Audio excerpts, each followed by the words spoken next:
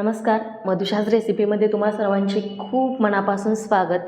तर महाशिवरात्री स्पेशल उपवासाची थाळी आज आपण इथं बनवतोय।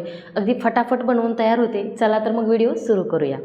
तर सुरुवातीला आपण इथं बनवतोय शाबू वडे। आता शाबू वडा म्हटलं की बऱ्याच जणांच्या डोक्यात येतं तो तेलगट होतो किंवा ऑइल म्हणजे फार असा चिपचिपीत होतो, तेल जास्त पितो, नाहीतर मग तो तेलामध्ये फुटतो, वडा फुटतो। याला सुद्धा बरेच जण घाबरतात।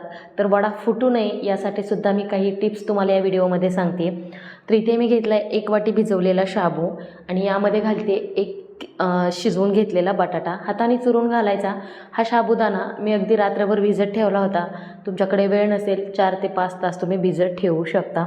आणि हा भिजवलेला साबुदाणा 1-2 तास मी फ्रीजमध्ये ठेवला होता, त्यामुळे तो एकदम असा सुटसुटीत होतो आणि वडा अजिबात तेलामध्ये फुटत नाही। तुम्ही टिप नक्की ट्राय करून बघा, तुमचा वडासुद्धा परफेक्ट कुरकुरीत होईल आणि फुटणारसुद्धा नाही।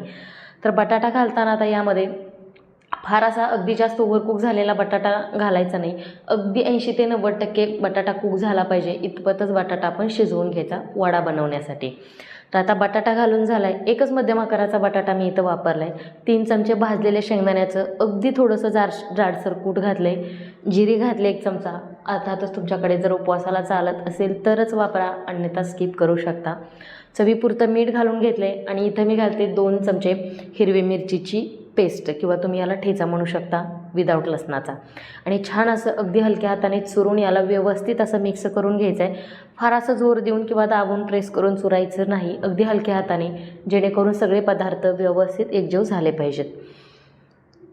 आता छान असं पीठ मिक्स करून झालं आहे। तुम्हाला जर कसं समजायचं की आपल्या वड्यासाठीचं जे साबुदाणा आहे तो व्यवस्थित मिक्स झाला आहे, तर हातावरती त्याचा लाडू बनवून बघा। लाडू परफेक्ट बसला की समजायचं आपलं मिश्रण तयार झालं आहे।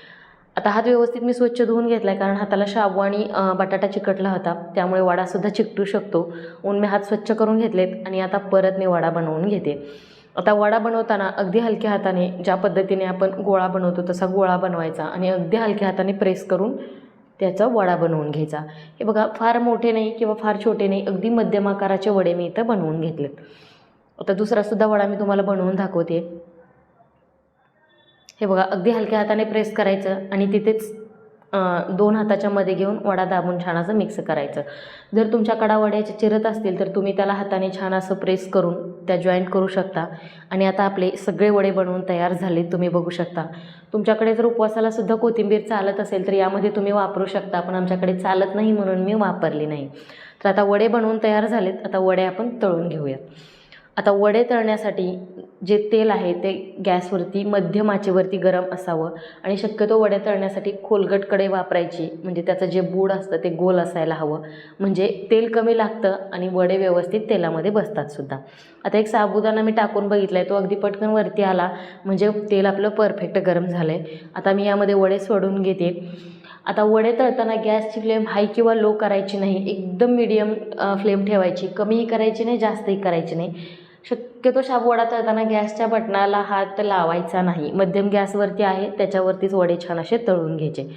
आता कोणताही तळणीचा पदार्थ बनवत असताना तो तेलामध्ये टाकल्यानंतर त्याला जर तुम्ही जास्त उलटपालट केलं तर तो ऑइली होतो आणि क्रिस्पी बनत नाही, असं चिपचिपीत बनतो। तर जर तुम्हाला तसं नको असेल तर तुम्ही जोपर्यंत एक बाजू त्याची पूर्णपणे फ्राय होत नाही तोपर्यंत वडा पलटी करून घ्यायचा नाही। वडा असो किंवा एनिवेज दुसरा कोणताही तुमचा तळणीचा पदार्थ असो। आता वडा एका बाजूने छान असा तळून झाला आहे, मी त्याची बाजू पलटी करून घेतली आहे। गॅसची फ्लेम मिडियमच आहे आणि मी ते छोटासा काटेरी चमचा वापरला आहे, कारण झाऱ्या किंवा उलटणं घेतलं तर मला तरी ते कम्फर्टेबल नाही वाटत की वडे किंवा काहीतरी उलटण्यासाठी किंवा पलटी करून घेण्यासाठी। आणि आता वडे ऑफकोर्स तळून झालेत, मी काढून घेते। सगळे वडे छान असे तळून झालेत, तेलातले बुडबुडे कमी झाले की समजायचं वडा आपला परफेक्ट तळून झाला आहे। आणि अशा पद्धतीने मी सगळे वडे तेलामधून छान असे तळून घेतलेले आहेत। तुम्ही तेलाऐवजी तुपाचा सुद्धा वापर करू शकता। आणि याच्यासोबत मस्त अशी तळलेली मिरची घेतली हिरवी। आता वडे तर बनवून तयार झालेत आणि किती क्रिस्पी झालेत तुम्ही बघू शकता। मी यातला एक वडा तुम्हाला तोडून दाखवते की तो कसा झाला आहे बघा। असा जर तुटला तर हा वडा अजिबात तुटणार नाही। आणि हे बघा, वरून अगदी असा प्रेस केला की बरोबर मधून वडा तुटतोय, म्हणजे ज्या पद्धतीची आपण पुरी बनवतो अगदी सेम तशा पद्धतीचा वडा तयार होतोय।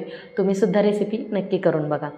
आता वडे बनवून तयार झालेत। इथे मी बनवते उपवासासाठी साबुदाण्याची खीर। आता ही खीरसुद्धा बनवण्यात बऱ्याच जणांना प्रश्न पडतो, त्यामध्ये शाबू किती घालायचा किंवा दुधाचं प्रमाण किती घ्यायचं. तर साधारणतः इथे मी 1.5 ग्लास दूध घेतलं आहे, म्हणजे 400 मिली असेल, अर्धा लिटरला थोडंसं कमी आहे. हे फुल क्रीम वगैरे असं काही नाही, तुम्ही कोणतंही दूध घेऊ शकता. त्यामध्ये साबुदाणा टाकला की ते छान असं दाटसर होतं. आता या 400 मिली दुधासाठी मी साधारणतः पोहे खायचे 2 चमचे साबुदाणा टाकला आहे. भिजवलेला साबुदाणा घालायचा, छान असं मिक्स करून घ्यायचं आहे. एक 5 ते 7 मिनिट साबुदाणा छान असा दुधामध्ये शिजवून द्यायचा आणि मग बाकीचे पदार्थ आपण यामध्ये घालायचे. आता याच्यासाठी मी इथं घालते 2 ते 2.5 चमचे साखर. जो स्वीटनेस आहे तो तुमच्या आवडीनुसार तुम्ही कमी किंवा जास्त करू शकता, ज्या पद्धतीने तुम्ही गोड खाता त्या पद्धतीने. आता साखर घालून झाली, छान असं परत एकदा याला मिक्स करून घेऊयात. आता इथं मी घालते वेलची पावडर, तीसुद्धा ऑप्शनल आहे, तुम्हाला आवडत नसेल नाही घातली तरीसुद्धा चालेल. पण कोणताही गोडाचा किंवा खीर बनवत असताना त्यामध्ये जर थोडीशी वेलची पावडर टाकली आणि 1 चमचाभर साजूक तूप टाकलं तर त्याचा स्वाद खूप छान येतो.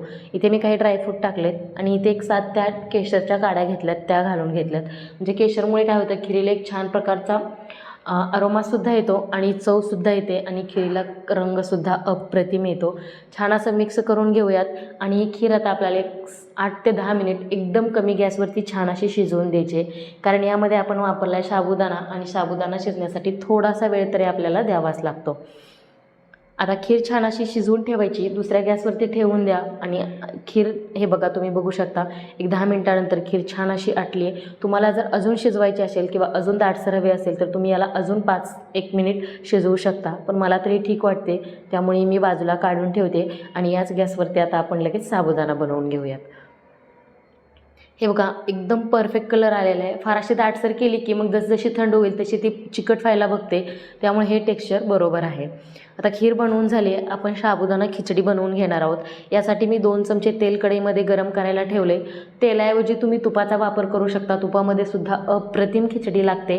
पण शक्यतो मला तुपामधली खिचडी आवडत नाही, त्याला एक थोडासा असा तुपाचा वास लागतो, म्हणून मी तेलामध्येच बनवते. आता तेल छान असं गरम झालं की मी यामध्ये घालते 1 चमचा जिरं.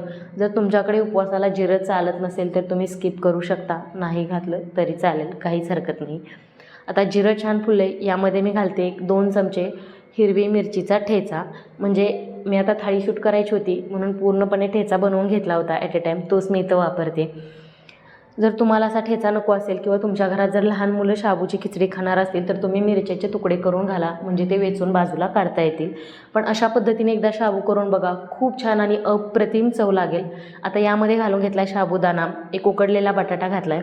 शक्यतो शाबूसाठी जर उकडलेला बटाटा घातला तर शाबू एकदम मऊसूत होतो आणि तो अजिबात वातड होत नाही किंवा तेलसुद्धा जास्त असा पित नाही. जर तुम्ही कच्चा बटाटा यामध्ये परत फ्राय करून घातला तर शाबू थोडासा तेलकट होतो. आता यामध्ये मी घातले 3 चमचे शेंगदाण्याचं कूट आणि चवीपुरतं मीठ. शेंगदाण्याचं कूट थोडंसं जास्त वापरायचं आणि साबुदाण्याच्या खिचडीसाठी थोडंसं जाडसर कूट ठेवायचं, म्हणजे खिचडी मऊसूत होते आणि मोकळी सुटसुटीत व्हायलासुद्धा मदत होते. हा सुद्धा साबुदाणा मी रात्रभर भिजत ठेवला होता.